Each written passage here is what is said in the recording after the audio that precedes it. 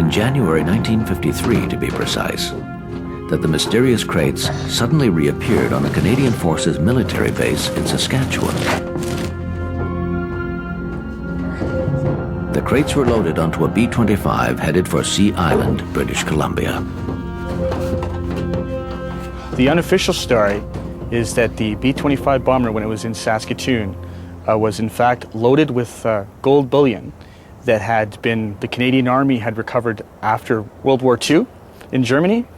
And I actually talked to an ex-military source of mine who said that his uncle saw the cargo being loaded onto the plane in big crates and labeled before its trip to Sea Island Airport in BC. The crew was led by Captain Jack McIntosh, a war veteran who had engaged in air combat over Germany. Other than the gold, the aircraft was also carrying some $800,000 in cash. All right. Officially, it was a training mission, a routine training mission. That's what I was able to locate several documents which stated that that's what they were in fact doing. I was able to locate a cargo manifest as well, which was completely empty, and newspaper accounts which also backed up the story that it was actually a routine training flight. The plane took off late that morning. The weather forecast called for squalls and storms over the coastal mountains, but they weren't expected until early evening. And according to the flight plan, the B-25 would be at its destination by then.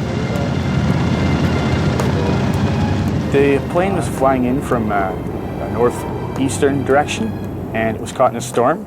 And the storm was really particularly nasty and had lots of ice rain, which froze the flaps, and the plane was unable to control its elevation. Captain McIntosh tried to fly between the snowy mountain caps, but the weather was freezing the cables that controlled the wing flaps. A catastrophe was inevitable.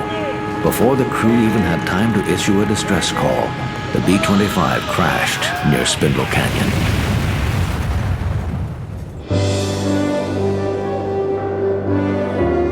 Several months passed before search teams scanned the area and finally found the wreckage.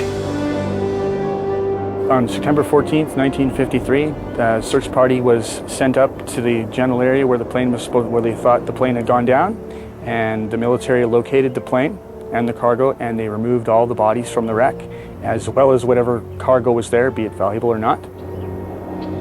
The rumors regarding the gold started right around the same time as the plane went down, because there was a newspaper article printed at the time which stated that it was carrying a gold cargo as well as a payroll for the military. More than 50 years have passed since the B-25 crashed, yet the impact site has remained virtually unchanged. Only a handful of prospectors from the area have succeeded in getting anywhere near the wreckage of the B-25, and there's been no evidence that they found either gold or money. The only person that I've heard of who has found gold around the plane was the military. The source that I have, his uncle, was involved in the recovery of the cargo of the plane, and he claims that his uncle helped recover gold that had been scattered all over the mountaintop when the plane went down and impacted and exploded all over the place, and the gold was scattered all over. And they took what they found and they put it in an old mine shaft, which is just supposed to be located northeast of Spindle Canyon, to wait for when they could haul it all off the mountaintop.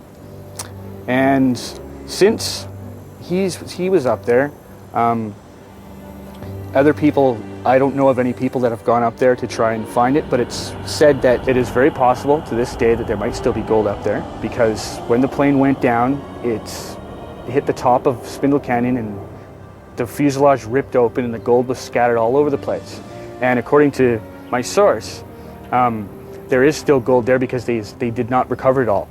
The Nazi gold on board the B-25 may never be found, but the mere idea that it may still exist continues to feed the fantasies of adventure lovers.